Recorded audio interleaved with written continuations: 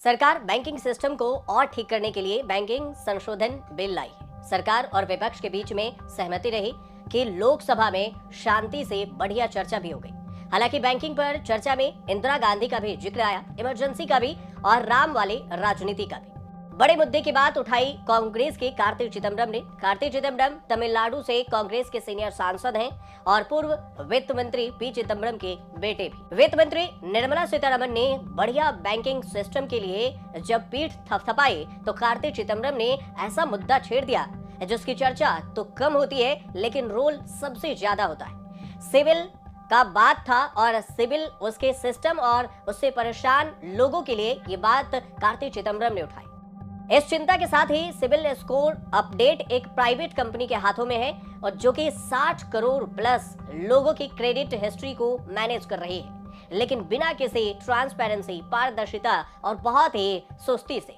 इसका खामियाजा भुगत रहे हैं लोग जिनको सिविल स्कोर के चक्कर में लोन मिलने भारी परेशानी उठानी पड़ रही है कि उनको सिविल के कारण लोन नहीं मिल रहा। कार्ति चिदम्बरम का बयान सुनिए, उसके बाद आगे की कहानी। Like Chitragupta makes accounts of all our activities in this world to Yamadharma, there is this agency called CIBIL, which is making a record of all our transactions.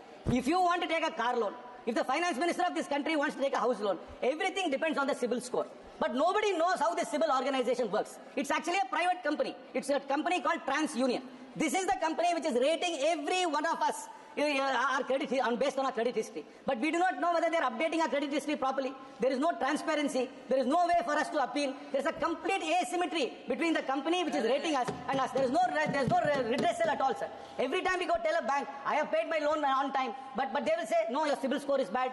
But we say we do not know how to approach CIBIL. It's fair for farmers, while they get a subsidy from the government, when they use the subsidy to repay the loan, CIBIL does not update it. If you go for a settlement with an ARC, CIBIL does not update it. So there must be greater transparency. The government has missed out an opportunity to make life easier by reforming these things instead of just tinkering in the margins. TransUnion Civil Limited नाम की private company civil चलाती है और पहले इसका नाम credit information bureau limited था। Civil नाम उसी से बना है। 2017 में TransUnion 92.1 स्टेक एक्वायर किया था।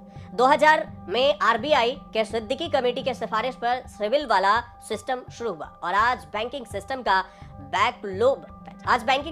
बैकबोन की तरह ये काम कर रहा है। चिदम्बरम ने इसी कंपनी के सिस्टम पर सवाल उठाकर सनसनी मचा दी है। CIBIL score loan credit card के लिए सबसे बड़ी शर्त है। सिविल स्कोर से ही लोन देने या फिर नहीं देने का फैसला भी होता है। सिविल स्कोर के बैंक लोन प्रोसेस होता है।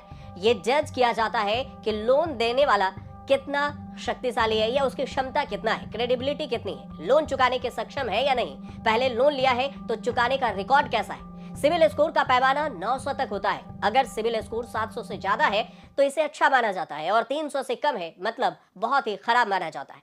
सिविल की एकमात्र पैमाना है जिससे बैड लोन या फिर गुड लोन तय होता है और इसकी भूमिका home loan, auto loan, personal loan, credit card बनवाने में भी अहम हो जाती है। लोन का इंटरेस्ट भी इससे ही तय होता है। बाकी तो बड़े बड़े लोन देने और माफ करने और बैंकों के एनपीए के बारे में बहुत कुछ कहा ही जाता है। फाइनेंशियल सर्विसेज में काम करने वाले बैंक, लोन देने वाले एनबीएफसी कंपनियां या फिर क्रेडिट कार्ड देने वाली कंपनियां अपने कंज्यूमर्स के रिपोर्ट सिविल के रिपोर्ट से ही तय करती है और उसी के आधार पर सिविल कंज्यूमर का सिविल स्कोर रिव्यू बनता है। आरबीआई ने सिविल स्कोर को लेकर 6 नए नियम बनाए हैं जो कि अगले साल से लागू होने हैं। आरबीआई ने कंज्यूमर फ्रेंडली नियम बनाए हैं। नया नियम है कि इस 15 दिन में अपडेट होगा आपका सिविल स्कोर।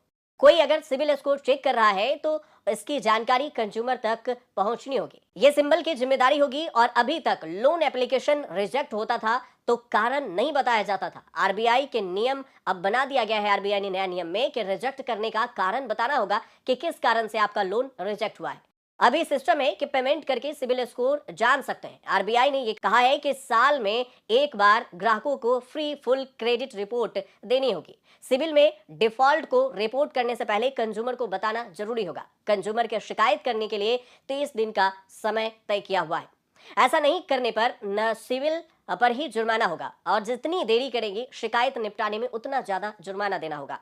बैंक लोन देने वालों के लिए भी जुर्माने का सिस्टम अब बन गया है। जब बात निकली तो फिर और दूर तक चली गई। कार्ति चिदम्बरम ने मांग की है कि आरबीआई को अपनी क्रेडिट रैंकिंग एजेंसी बनानी चाहिए, जो इससे आरबीआई और बैंकिंग सिस्टम में विश्वास बढ़ेगा। कार्तिक ने केवाईसी को लेकर भी सरकार को खूब सुनाया। उन्होंने कहा कि ये क्या बात हुई कि कस्टमर की पर्सनल डिटेल्स बदलने या ना बदलने बैंक वाले थर्ड पार्टी से केवाईसी अपडेट कराने के लिए परेशान करते हैं। I think we should stop this tyranny of KYC. When there is nothing changed, your name is not changed, your parents' name has not changed, your address is not changed, nothing has changed, but the bank is calling you millions of times in a year asking you to update your KYC, and it's a serious harassment because they're outsourcing the KYC process to some third-party agency, and that agency has to make these calls to harass you. The government must bring, in order to make life easier for the customer, they must simplify and mandate that if there is no change, there is no reason to update your KYC multiple times in a year.